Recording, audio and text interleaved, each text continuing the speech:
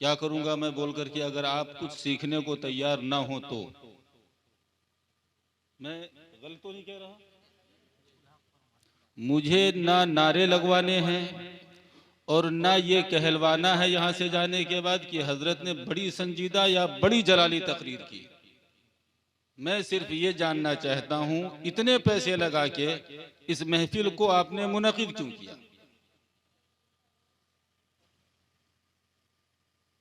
अफसोस मुसलमानों ये है कि हमारे पास हम क्या क्यों कर रहे हैं हमें पता ही नहीं।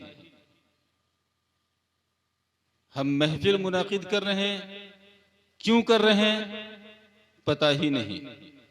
इमाम साहब से बगावत कर दी, क्यों कर दी पता ही नहीं।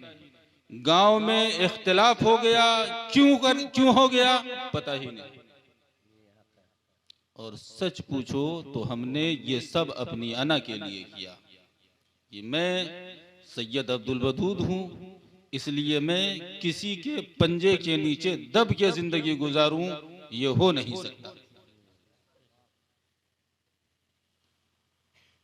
बात मेरी समझ में आ रही है आप लोगों को?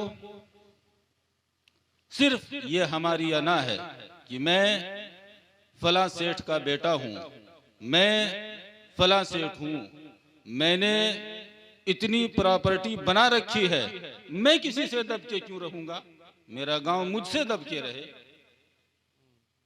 मगर बुजुर्गों की तारीख पढ़ो, सुनो उलमा से, वो लोग जिनकी हम मिसालें देते हैं, क्या उनमें भी कोई ऐसा गुजरा जिसने ये कहा हो मैंने बड़ा इल्म हासिल कर लिया, अब मैं अपने पहले वाले और अपने जमाने के बाद में आने वाले उलमा में किसी की बात नहीं मानूंगा? कोई ऐसा गुजरा? जब मामलात में टकराव पैदा हुए तो बैठकर उन्होंने मामलात को हल किया, सरकशी नहीं की। मगर हम तो सरकश हो गए। इमाम साहब कितने लोग मस्जिद जाते हैं? अरे भाई आप बता दीजिए, ये आपका कुछ नहीं बिगाड़ पाएंगे, मैं यहां पर हूं। कितनी आबादी है आपके गांव की, आप बताएं जी? 600-700। गांव में कितने लोग रहते हैं? 400 जी, 500। और बाकी लोग कहां रहते हैं? 365 लोग, 465 लोग कहां रहते हैं जी? नहीं, आपने अभी बताया गांव में 500 लोग रहते हैं, तो नमाज के वक्त ये 465 कहां रहते हैं? कहां रहते हैं 465? बताइए मुझे जी। क्या करते हैं घर पे? नमाज पढ़ते हैं घर पे? हाथ उठा के बताइए कितने घर में पढ़ते हैं? तो क्यों ये प्रोग्राम करा रहे हैं हमें ये बता दीजिए। मैंने कहा मैं तकरीर नहीं करूंगा, मुझे मेरे सवालों का जवाब दीजिए। घर में नमाज नहीं पढ़ा, मस्जिद नमाज पढ़ने नहीं गए, क्यों? इमाम साहब नहीं पसंद है जी? बहुत पसंद है। फिर इमाम साहब की क़िरात नहीं अच्छी लगती? अच्छा कारी लेके आइए अगर नहीं पसंद है तो। मस्जिद बना ली, इमाम रख लिया, अल्लाह ने दौलत से नवाज दिया, जिंदगी जीने का सलीका आ गया, मगर सरकशी इतनी है कि रब की बारगाह में सर नहीं झुकाऊंगा। सिर्फ प्रोग्राम करा लेना और महफिलों में बैठ के नारा लगा लेना, मुसलमानों ये इश्क की पहचान नहीं है। और अगर किसी गांव में इख्तिलाफ हो गया मेरी वजह से या किसी की वजह से, तो एक बात याद रखिएगा, इख्तिलाफ का जो असली किरदार है, जब हश्र कायम होगा ना, उसे जगह नहीं मिलेगी कि कहां जाके छुप जाओ। आपकी दौलतें, आपका नाम और आपका रुतबा सिर्फ इस रुए जमीन के ऊपर है, आंख बंद हुई, अहले खाना अजीज़ो अकारिब ने आपको दफन किया, भूल जाएंगे आप कौन थे। आप में कितने लोग हैं जो रोज अपने आबा व अजदाद की कब्रों पर जाते हैं? कितने लोग हैं? कितनों को मालूम है कि मेरे परदादा की कब्र कहाँ है? आप बताइए। एक और बाकी दो। माशाअल्लाह, जाते भी हैं आप लोग, ये भी अच्छी बात है। गनीमत यह है कि आपने याद रखा है, वरना हालात ऐसे आ गए हैं कि सिर्फ एक बात याद है कि दौलत कमानी है। देखिए, सरकार गौसे पाक की निस्बत से आपने महफिल का इनेकाद किया है। सरकार गौसे पाक ने अपनी जिंदगी किस तरह गुजारी, उससे सबक सीखिए। सरकार गौसे पाक आपसे क्या चाहते थे, वो समझने की कोशिश कीजिए। जब सरकार गौसे पाक रज़ी अल्लाह तआला अन्हु के इल्म का बोलबाला हुआ शहर बगदाद में, और तमाम उलमाए बगदाद जब सरकार गौसे पाक की बारगाह में आजिज रह गए और आपका मुकाबला न कर सके, तो बादशाह वक्त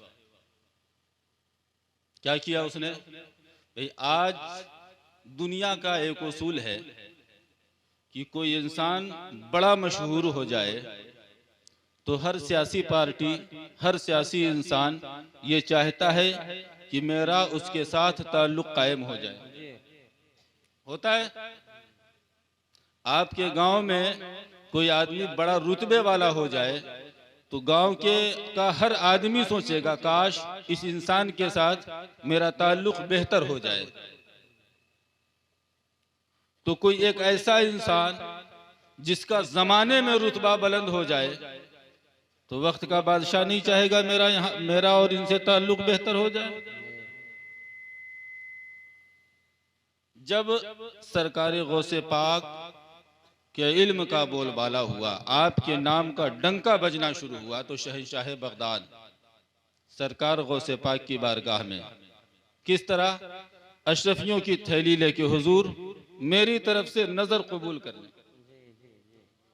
क्या किया? हुजूर मेरी तरफ से नजर कबूल कर लें। क्या फरमाया सरकार गौसे पाक ने? मालूम है, सुना है आप लोगों ने? भाई बोलिए, सुना है तो दोबारा ना सुनाऊं? अशरफियों की थैली लेके सरकार गौसे पाक की बारगाह में हुजूर मेरी तरफ से ये नजर कबूल करें, जहां चाहें खर्च कर दें। ये मेरी तरफ से कबूल करें, जहां चाहें खर्च कर दें। सरकार गौसे पाक रज़ी अल्लाह तआला अन्हु फरमाते हैं, फकीर के दामन पर पैबंद हो सकते हैं, गरीब के खून के छींटे नहीं हो सकते। अब देखिए, बादशाह वक्त मिजाज उसका बिगड़ गया। कहता है हुजूर आपने मुझ पर तोहमत लगाई है, ये बात सरासर गलत है। मैंने आवाम में किसी का हक नहीं मारा है। कोई गवाह है? ताकतवर आदमी के खिलाफ आप गवाही देंगे? ये हमारे उलमा गवाही देंगे जो बैठे हैं ऊपर? अरे मैं खुद नहीं गवाही देने की हिम्मत करूंगा। बोल तो रहा हूं बैठ करके, मैं खुद नहीं हिम्मत करूंगा अपने मुल्क की गवर्नमेंट के खिलाफ बोलने की हिम्मत मुझ में है, आप में है। एक हुक्म आ गया कि फलस्तीन की मुआफिकत में कोई भी हिंदुस्तानी कुछ नहीं बोलेगा। किसी ने कुछ बोला, जबानें गुंग हो गई, चूंकि सामने वाला मजबूत है, ताकतवर है। जबानें खामोश। दिल में दर्द है, वो जो लड़ रहे हैं वो हक पर हैं, मजबूरी है कि वहां जा नहीं सकते, मगर पता नहीं दिल के इरादे क्या हैं। दिल में दर्द है कि जो लड़ रहे हैं वो हक पे हैं। तुर्की के सदर ने जो कहा वो सच कहा, ये भी जानते हैं, मगर बोल नहीं सकते। चूंकि हाकिम वक्त का फरमान है। अब वो कहता है हुजूर ये मुझ पर तोहमत है, मैंने किसी का हक नहीं मारा। अवाम मौजूद है मगर मुसलमानों गवाही कौन दे, कौन अपना सर कलम करवाए कि बादशाह झूठ बोल रहा। सरकार गौसे पाक ने अशरफियों की थैली उसके हाथ से ली, दबाया, उसमें से खून निकला। सरकार गौसे पाक फरमाते हैं बादशाह बता ये क्या है, बता, तू ही बता ये क्या है, दूसरे से क्यों पूछूं, तू बता ये क्या है।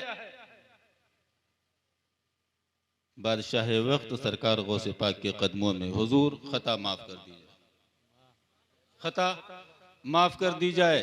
आज से मेरी पूरी हुकूमत में कानून वो नाफिज होगा जो आपकी बारगाह से पास किया जाएगा।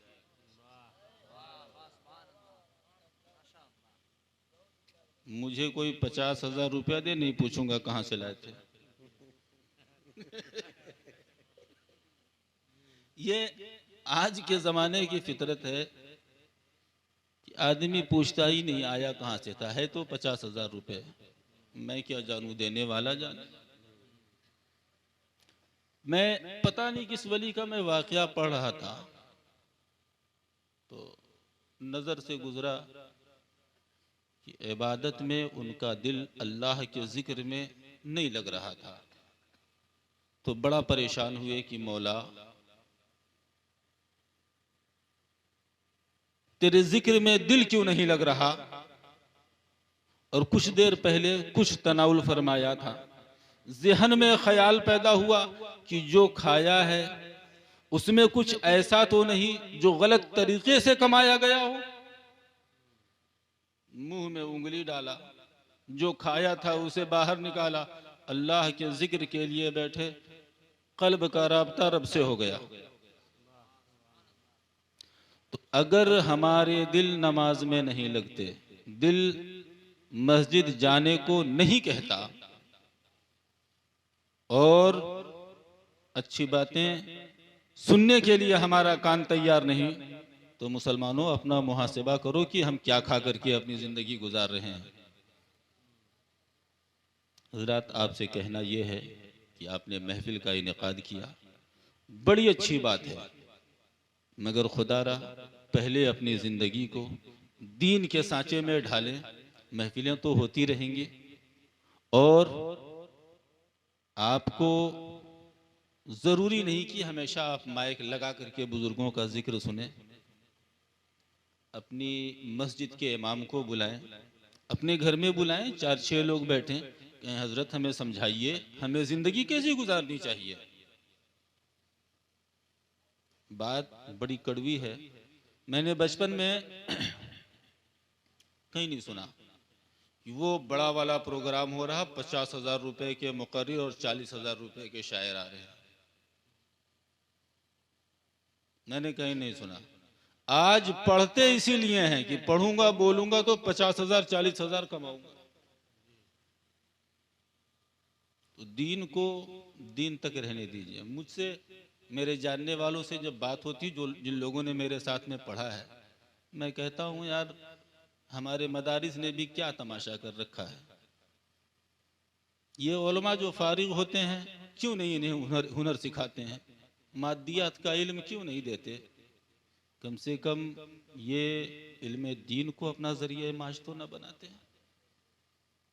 सरकार वो सिपा की जिंदगी पढ़िएगा, मदरसे में पढ़ाते थे मगर कपड़े की तिजारत करते थे। कोई तारीख नहीं मिलेगी सरकार गौसे पाक ने मदरसे में तनख्वाह ली थी।